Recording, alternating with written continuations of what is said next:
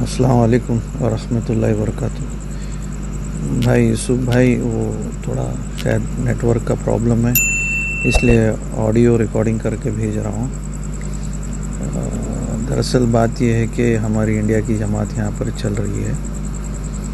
یہ ساؤتھ امریکہ کے کانٹیننٹ میں کیریبین آئلینڈس ہیں، گیانا، ٹرینیڈاڈ اور باربوڈاس. تو یہاں پہ اب ٹرینیڈاڈ میں ہم ہیں.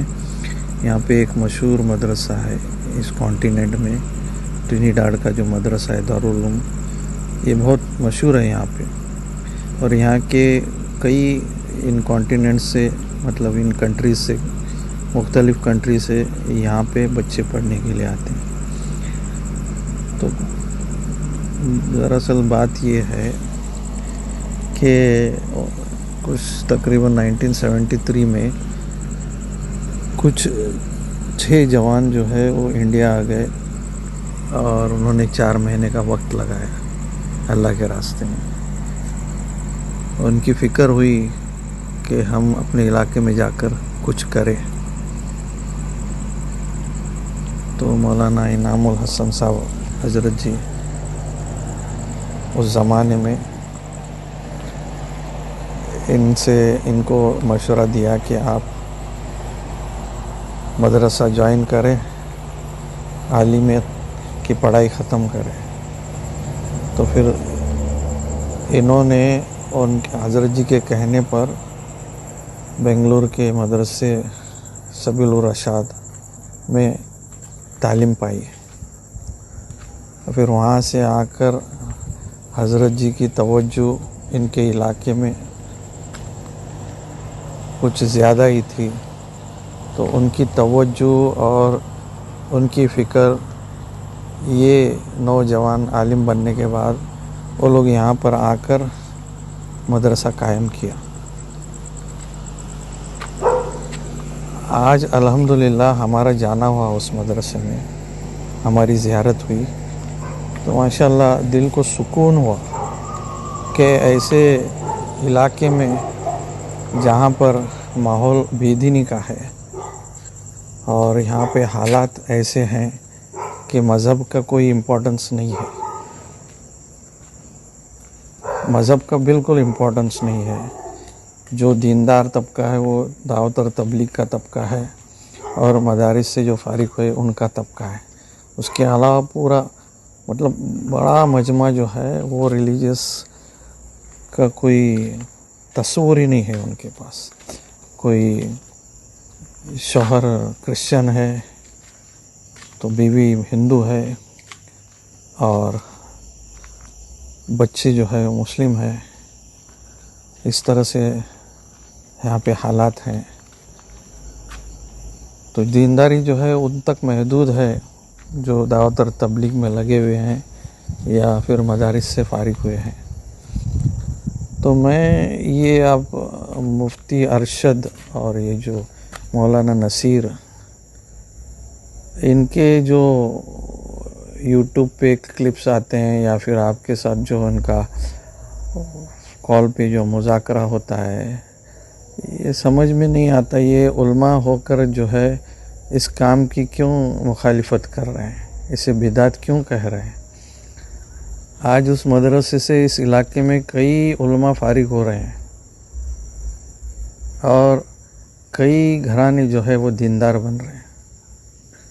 اب اس کی بیس جو ہے وہ اللہ کے راستے میں نکلنے سے ہی فکر آئی.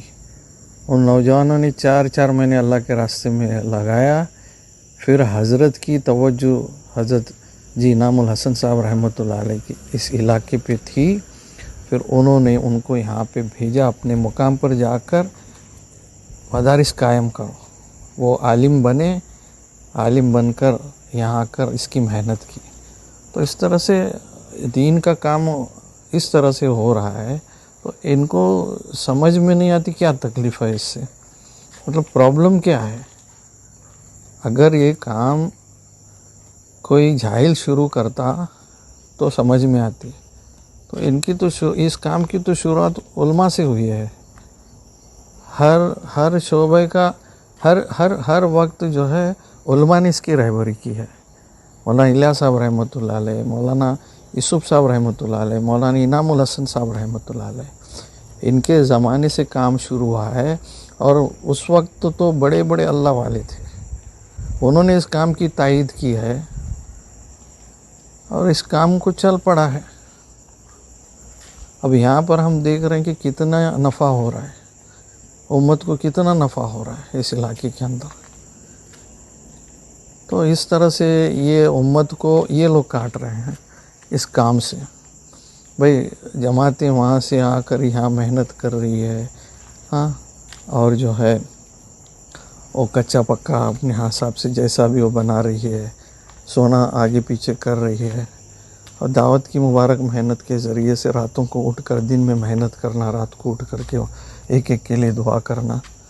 اگر یہ کام اگر صحیح نہیں ہے، حق نہیں ہے، تو اب تک نہیں چلتا، یہ تو سب کو معلوم ہے. ہاں، جنہوں نے اس کام کو مقصد بنایا ہے وہ غلط ہے، لیکن اس کے لیے ہر ایک کو، ہر کام کرنے والے ساتھی کو اور اس کام کو بدنام نہیں کیا جا سکتا. یہ تو کام ایک ذریعہ ہے، ایک محنت ہے دین کو زندگی میں لانے کا. یہ تو ہر ایک جانتا ہے، مقصد دین ہمارے زندگی میں آ جائے، چاہے کتابوں کے ذریعے سے، چاہے مدارس کے ذریعے سے، چاہے خانقاہ کے ذریعے سے. ہر ایک جو ہے ایک ہی مقصد ہوتا ہے کہ دین زندگیوں میں آ جائے. تو ہماری محنت بھی ایک مقصد ہے. ہاں، آج جو دعوت اور تبلیغ میں وقت لگائے ہوئے ہیں وہی اپنے بچوں کو مدرسے میں ڈال رہے ہیں. ابھی یہ مفتی ارشد بھائی، یہ ان کے بھی والد جماعت میں لگے ہوئے، تو ان کے اندر فکر آئی اور انہوں نے مدرسے میں ڈالا. آپ کو کئی ملیں گے جو دعوت اور تبلیغ میں لگنے کے بعد، فضائل اعمال کے اندر فضائل قرآن کی حدیثوں کو سننے کے بعد، تعلیم کے حلقوں میں بیٹھ کر کے ذہن بننے کے بعد انہوں نے ارادہ کیا کہ ہم اپنے بچوں کا حافظ عالم بنائیں گے. کئی لوگوں نے فضائل صدقات کے ذریعے سے زکاتیں دی ہے. کئی لوگوں نے جو ہے فضائل حج کو سن کر حج کیا ہے.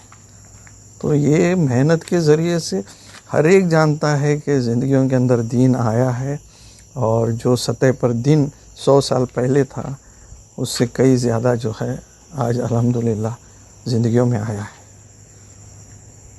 تو اگر میں یہ پوچھنا چاہتا ہوں مفتی ارشد سے اور مولانا نصیر سے، اگر یہ کام حق نہیں ہے تو پھر مولانا الیاس صاحب رحمۃ اللہ علیہ، مولانا انعام الحسن صاحب، مولانا یوسف صاحب رحمۃ اللہ علیہ، یہ حق پر نہیں تھے؟ انہوں نے یہ شروع کیا اس وقت کے اللہ والے جو ہے، اس وقت کے اہل علم والے، یہ سب جو ہے علماء سو تھے جو اس کام کی تائید کی، جو اب یہ اٹھ کر کہہ رہے ہیں کہ یہ کام بدعت ہے. تو اس لیے میری رائے ہے اس طرح سے آواز لگانے سے، اس طرح سے کلپس بنانے سے، امت کو گمراہ کرنے سے کچھ نہیں ہوگا، کچھ نہیں ہوگا. جماعتیں جا رہی ہے، اپنا جان اور مال لگا رہی ہے اور محنتیں کر رہی ہے. اللہ تعالیٰ جس کو چاہتا ہے ویسے قبول کرتا ہے. اگر ہماری نیت صاف ہے تو اللہ تعالیٰ ہم سے کام لے گا، ہم سے کام لے گا. اور جو چاہتے ہیں کہ فتنہ ڈالیں تو ان سے فتنہ برپا ہوگا. اس لیے آپ کے چینل سے، آپ کے ذریعے سے یہ بات ان تک پہنچائے کہ جو ہے دین کا یہ کام ہے، یہ دعوت کا کام مقصد نہیں ہے، یہ دین زندگی میں لانے کا ہے. اور ایک سب سے بڑی یہ ذمہ داری ہے، آپ علیہ الصلوۃ والسلام کی فکر ہے، اڑن ہے کہ ہر بسنے والا انسان جو ہے وہ جنت میں کیسے جائے. ایک فکر ہے، ایک محنت ہے. تو وہ اس سطح کی اس طرح سے ہم نہیں کر رہے. صحابہ کی فکریں، صحابہ کی محنتیں، صحابہ کی قربانی وہ الگ چیز ہے، وہ الگ چیز ہے. لیکن آج کے زمانے میں جس سطح کا دین ہے اور جس سطح کی محنت ہے، جو صحیح لگ رہا ہے، جس سے دین آ رہا ہے، وہ محنتیں چل رہی ہے. تو اس کے لیے اگر ہم پر آپ انگلی اٹھا رہے ہیں، مدرسے والے بھی تو سوچیں کہ مدرسے اس زمانے میں کہاں تھے. تو مدرسے تو نہیں تھے، لیکن مدرسے چل پڑے، مدرسے سے بھی دین بہت پھیلا. اس طرح سے ہر شعبے اللہ کے نبی صلی اللہ علیہ وسلم کے زمانے کے چل رہے ہیں. ایک دوسرے کو تعاون کرنا, ایک دوسرے کی ہمت افزائی کرنا, یہی ہمارا کام سکھاتا ہے. السلام علیکم ورحمۃ اللہ وبرکاتہ.